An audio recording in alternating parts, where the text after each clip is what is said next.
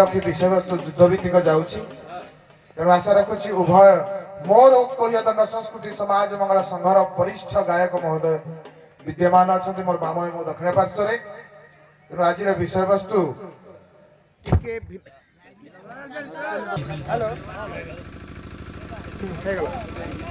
ଯାହା ହଉ ଦର୍ଶକ ମାନଙ୍କର ଆଗ୍ରହତା ଆପଣମାନଙ୍କର ଉତ୍କଣ୍ଠାକୁ ମୁଁ ସାଧୁବାଦ ଜଣାଉଛି।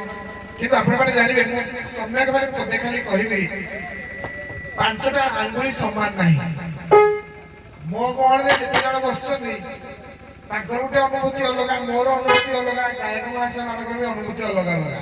କଣ ଗୋଟେ ଦେବେ, କିନ୍ତୁ ସବୁଠାରୁ ବାହାଦୁର କାର୍ଯ୍ୟ ହଉଛି ସେ କିଛି କହିନାହାନ୍ତି, କିଛି ନ ଶୁଣି ଆସି ମଞ୍ଚରେ ଠିଆ ହେଇଛନ୍ତି। ସବୁ ପ୍ରଶ୍ନ କୁହ ଯାହା କହିବା କଥା ଆମେ ଦେବା ପାଇଁ ପ୍ରସ୍ତୁତ ଅଛୁ।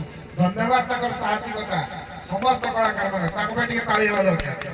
ଆଉ ଦର୍ଶକମାନେ ଯଦି ଆପଣମାନଙ୍କର ବିଡ଼ମ୍ବନାରେ କହିବେ ଏଇଟା ହେଇଥିଲେ ଭଲ ହେଇଥାନ୍ତା, ଆଜ୍ଞା ମଣିଷ ପ୍ରକୃତି ଆମେ ସମସ୍ତେ ଗୋଟିଏ।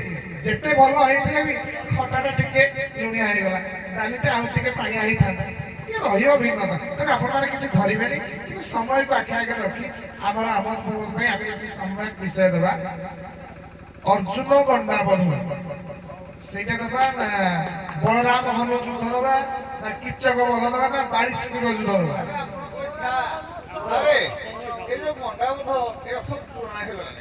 ହଁ ମୁଁ ସେଇ କଥା। ତାହେଲେ ଏବେ ଗୋଟେ କାମ କରିବା, ଆମେ ବଳରାମ ହନୁର ଯୁଦ୍ଧ ଦେବା। ବଳରାମ ହନୁ ମୁଁ ଏଇଥିପାଇଁ କହିଥିଲି, ଆପଣଙ୍କର ଥିଲା ଆଶୀର୍ବାଦାତ୍ମକ ମଙ୍ଗଳାଚରଣ, ଆପଣଙ୍କର ଥିଲା ବସ୍ତୁ ନିର୍ଦ୍ଦେଶାତ୍ମକ ମଙ୍ଗଳାଚରଣ, ଯୋଉଟା କି ମୁଁ ଏବେ ସେ ନମସ୍କାରାତ୍ମକ ଶ୍ଲୋକ ତ ଆପଣମାନେ ଜାଣିଛନ୍ତି, କହିଛନ୍ତି, ମୁଁ ଆଉ କହିବା ଆବଶ୍ୟକ ନାହିଁ। ବିଷୟବସ୍ତୁ ଆରମ୍ଭ କରନ୍ତୁ। ବଳରାମ ହନୁ ଭିତରେ ଯୁଦ୍ଧ, ଉଭୟଙ୍କର ବିସ୍ତାରିତ ଆରମ୍ଭ କୋଉଠି ହେଉଛି ଯେ ଜଙ୍ଗଲ ଭିତରେ ଅରଣ୍ୟରେ ବିବିନ୍ଦ ବାନର ନାମକ ଏକ ରାକ୍ଷସ ନୁହେଁ ବାନର। ମୁଁ ସାର୍ କହିଦେଉଛି, ଆପଣ ବଳରାମ ହନୁମାନ ଯୁଦ୍ଧର ସୁଗଣ୍ଡିକା ହରଣ ସୁଗଣ୍ଡିକା ହରଣ ବା ଗୋଟେ ଆମର କୁହାଯାଏ, ଆମର ଯୋଉ ରାଧା ଗୋଟେ ତାଙ୍କ ମା ପାଇଁ ଯୋଉ ବସିବା କଥା ଯୋଉ କରିବା ପାଇଁ ପୁଷ୍ପଟା ସୁଗନ୍ଧିକା ପୁଷ୍ପ ହନୁ ଅର୍ଜୁନ କଲିଟା ବଳରାମ ହନୁ ଯୁଦ୍ଧ ଅଛି, ମହାଭାରତରେ ଅଛି। ଏଇଟା ତମେ ଜାଣିଛ, ଆରମ୍ଭ କଲେ ହେଇଯିବ। ଆରମ୍ଭ କଲେ ଆପଣ ମାନେ ବିଜ୍ଞ ନିପୁଣ। ନାଇଁ ବିନୟ ଭାଇ ଜାଣିଛ ନା, ମୁଁ ଖାଲି ଆରମ୍ଭ କରୁଛି, ତାପରେ ହଉ ଆରମ୍ଭ କର ଦେଖିଆ।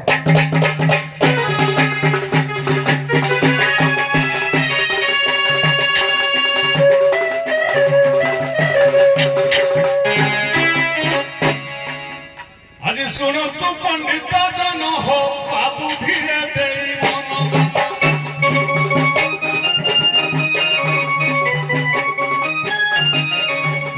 ଶୁଣନ୍ତୁ ପଣ୍ଡିତ ଜନ ହୋ ବାବୁ ଧୀରେ ଦେଇ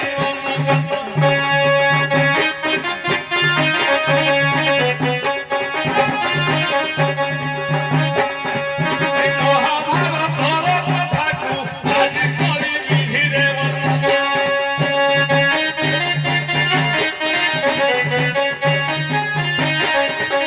ବଳରାମ ସଙ୍ଗେ ହନୁ ଯେ ଆଜି ହୋଇବ ଯେ ଘୋର ହନୁ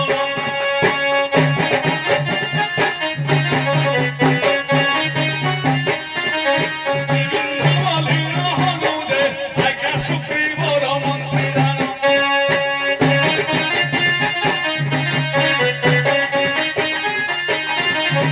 ଅରକାସୁରର ମହିତ ଆଜି ପୁରାଣେ ଅଛି ଲିଖନ। ପଣ୍ଡିତ ଜନ କର ଶ୍ରବଣ ଆଦ୍ୟ ପ୍ରାନ୍ତ କରି করে বর্ণন হজুরে হে ধসা দশ মন ঘেন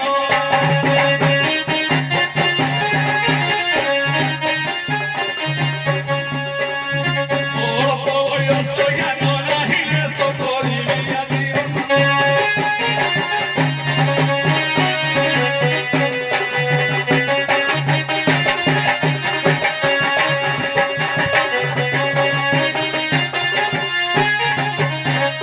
ଆଜ୍ଞା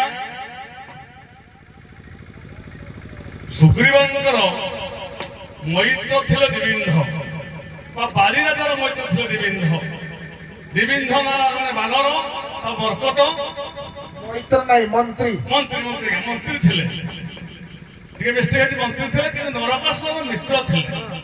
ନରକାସୁରକୁ ଭଗବାନ ଶ୍ରୀକୃଷ୍ଣ ମାରିଥିଲେ ଯେହେତୁ, ତେଣୁ ଦ୍ୱିବିନ୍ଧ ବାନର କହିଲା କୃଷ୍ଣର ମୋ ମୈତ୍ରଟା ମାରିଦେଲା।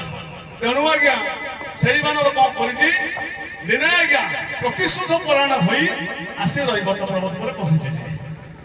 ରୈବତ ପର୍ବତରେ କଣ ହେଇଛି, ବଳରାମ ତାଙ୍କର ସହଚରୀ ବା ସଙ୍ଗିନୀ ମାନଙ୍କୁ ଧରି ମଦିରା ରସ ପାନ କରୁଛନ୍ତି, ଅର୍ଥାତ ମଦିରା ରସରେ ସେ ନିପୁଣ ଅଛନ୍ତି। এই সময় ସେଇଠି ଦ୍ୱିବିନ୍ଧ ବାନର ପହଞ୍ଚିଛି। ଟିକେ କହିବି, ଆପଣ କହିଲେ ବଳରାମ ଏବଂ ହନୁଯୁଦ୍ଧ। ବଳରାମ ଦେବ କିଏ, କୋଉ ଯୁଗରେ, ଏବଂ ରାମାୟଣ ହେଉଛି କୋଉ ଯୁଗରେ? ନାଇଁ ମୁଁ କହୁନି, ଚାଲିବ। ବିଷୟଟା ହେଲା ବଳରାମ ହନୁମାନ ଯୁଦ୍ଧ। ମୁଁ କହିବା କଥା ଆପଣଙ୍କ କହିବାଟା ଠିକ, ସନ୍ଦେହ ମୋଚନ କରିବା ନିହାତି ଦରକାର। କାରଣ ମହାଭାରତ ପ୍ଲଟରେ ହନୁମାନ ଯେହେତୁ ରାମାୟଣ ହବା କଥା, କେମିତି ଆସିଲେ? କାରଣ ଆଜ୍ଞା ମାନେ ଶେଷ ଦେବ କହିଲେ ବଳରାମ ନା। ଆଜ୍ଞା ମୁଁ ଏଇ ପାଇଁ ତ କହୁଛି କଥା। ହଁ ମୋ କହିବାର କଥାଟା ଯୋଉ ଭାଇ ଗାଇଲେ, ଏଇ ଯୋଉ ଜିନିଷ ମନ୍ତ୍ରୀ ଫନ୍ତ୍ରୀ ଗାଇଲେ, ଠିକ ତାଙ୍କ ଅନୁସାରେ ଠିକ ଗାଇଲେ। ସାରା ଦାସ ମହାଭାରତ କିନ୍ତୁ ଲେଖିଛନ୍ତି ଅନେକ ପ୍ରକାର।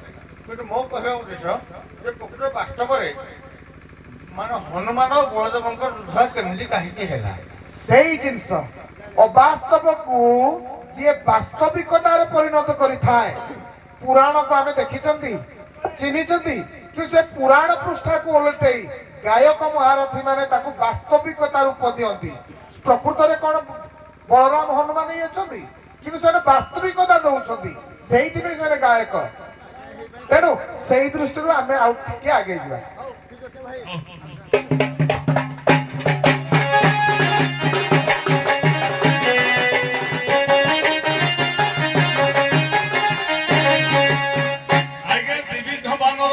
ପ୍ରତିଶୋଧ ପରାୟଣ ହୋଇ ଆସି ରୈବର୍ତ ପର୍ବତ ଉପରେ ପହଞ୍ଚି ଯାଇଛି।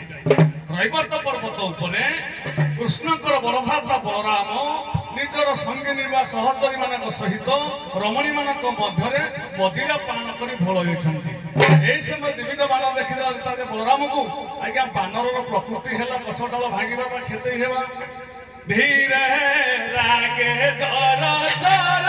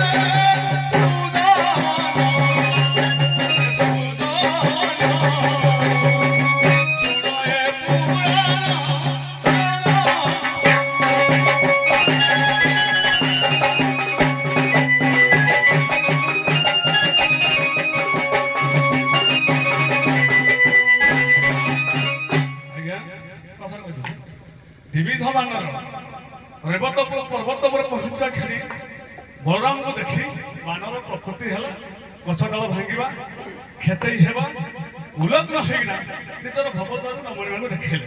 ଏଠୁ ବଳରାମ ପ୍ରଧାନିତ ହୋଇ ରାଗିଲେ। ଏଠୁ ବଚସା ଭିତରେ ଦ୍ୱିବିଧ ଟିକେ ମୁଁ କହିବି ମହାଭାରତର କେଉଁ ପର୍ବରୁ ଭାଇ ଗାଇଲେ ଭାଇ ଟିକେ କୁହନ୍ତୁ। ଭାଇ ତାପରେ ଗାଇଲେ ଟିକେ ମୋ ଭାଇ ରାଗ କରିବନି। ପ୍ରକୃତରେ କୋଉ ପର୍ବରୁ ତମେ ଗାଇଲ? ଶୁଣ ମୁଁ ତମକୁ ବାରମ୍ବାର କରି ବେଶ ତମେ ଜାଣିଛ ମୁଁ ଖାଲି ଆଲୋଚନା କରି ଏଇଠୁ ବିଷୟ ଧରିବି ପୁରା ମୁଁ। ହଁ ମୁଁ ଭାଇ ଟିକେ ଭାଇ ଅନେକ ଦିନର ପାଠ ପଢା ଗୁଡେ ଭୁଲି ଭୁଲା କରୁନି ମହାଭାରତ ଗୋଟେ ମନେ କିନ୍ତୁ ବର୍ତ୍ତମାନ ପୁଣି ୟାଦ ଗାରା ହେଲା ମାନେ ଭଲ ବି ହବ ନା। ଶୁଣ ଶୁଣ ନାଇଁ ନାଇଁ କୋଉ ପର୍ବ ଭାଇ ଏଇଠି ପୁରା ପରିଷ୍କାର କର। ମୁଁ ପରିଷ୍କାର କହୁଛି କି ମଧ୍ୟ ପର୍ବର ବହି ତମ ବହି ବି ଦେଖିବ ମଧ୍ୟମ ପର୍ବ ଶୁଣ ଭାଇ ବହୁତ ହଉ ହଉ ପଇସା ଧରୁ ତମ ଧର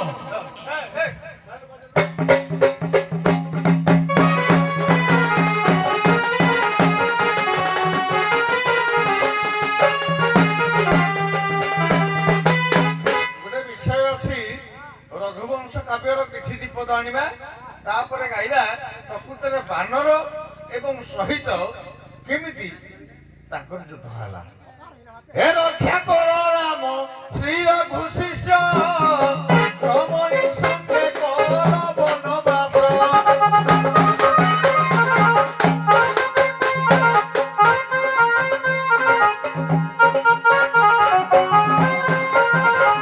ହେ ରତ୍ନ ପୁରାଣେ ରାବଣ ରାକ୍ଷସ ରଣେ କରିଛ ସବଂଶ ବିନାଶ।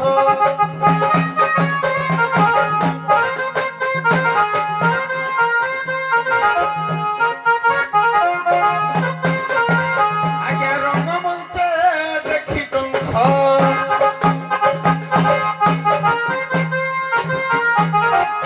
ଇଏ ରଙ୍ଗମଞ୍ଚେ ଦେଖି ତୁଂସ ଇଏ ରସ କରି ପଡ଼ି ପ୍ରାଣ ଗଲା ଛାଡ଼ି ହୋଇଲା ସର୍ବେ ବିନାଶ।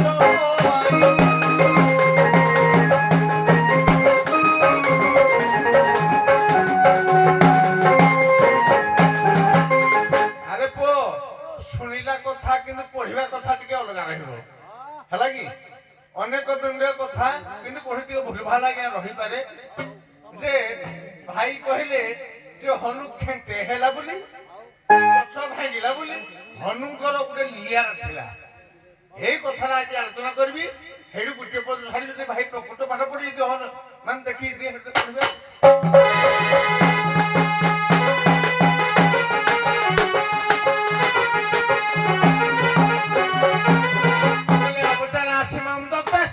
ভবিষ্যতে মত প্রসূতি মোরাধ্যম প্রতি বিধ্বংস সাপসা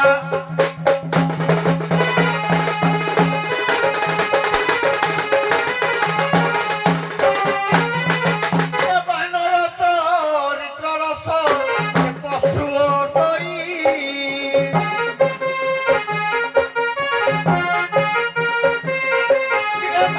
ভৌরী কিকে বেশে জানি ন পারই।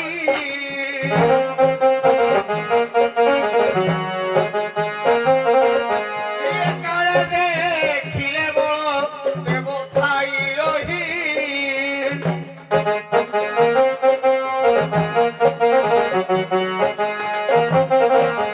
জ্ঞানী ভাব কুঠই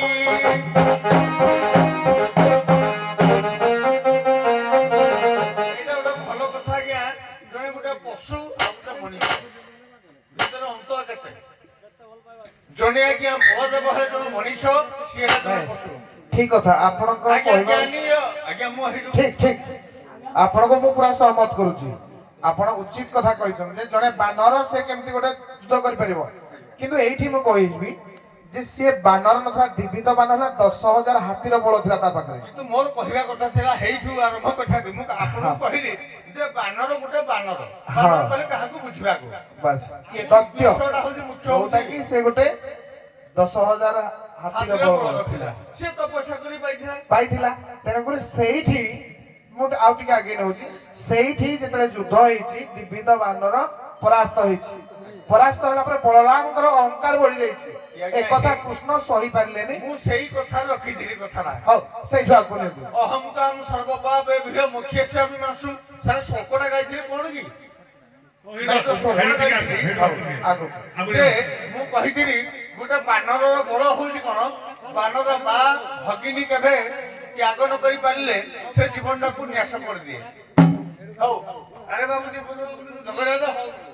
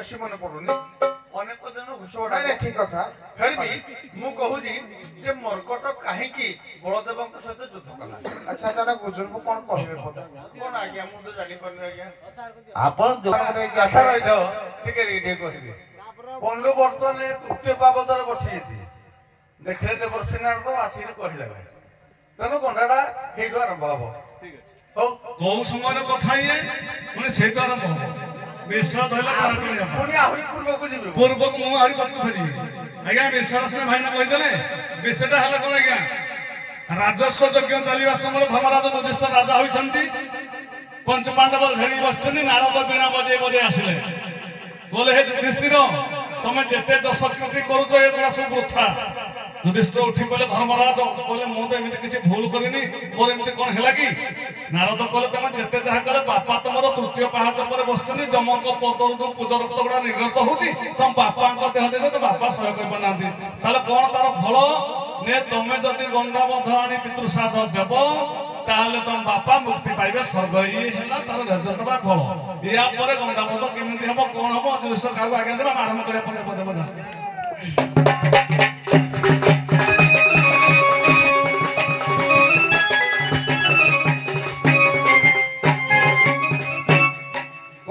ଗଣ୍ଡା ବଧ ହେଇସାରିଛି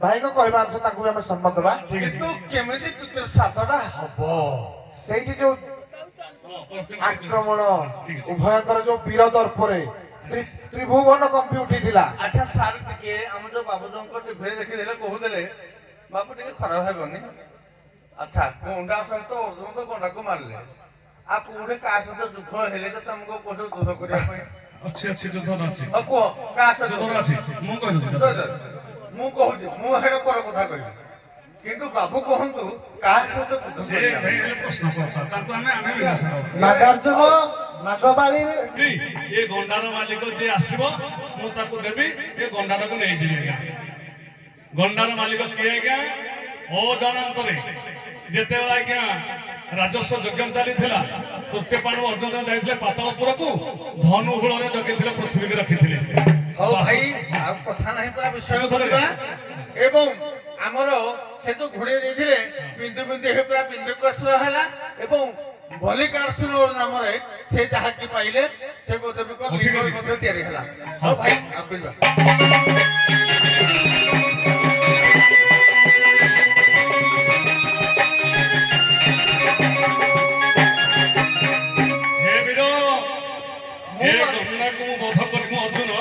ତମେ ହେଲ ଅର୍ଜୁନ ମୁଁ ହେଲେ ପୁଅ ମାନେ କିଏ ନାଗାର୍ଜୁନ ଆଚ୍ଛା ଠିକ ଅଛି ବର୍ତ୍ତମାନ ଆଜ୍ଞା ଅର୍ଜୁନ କହୁଛି ନାଗାର୍ଜୁନ ମୁଁ ତ ଜାଣିନି ନା ବି ଜାଣିନି କହିଛି ହେ ବୀର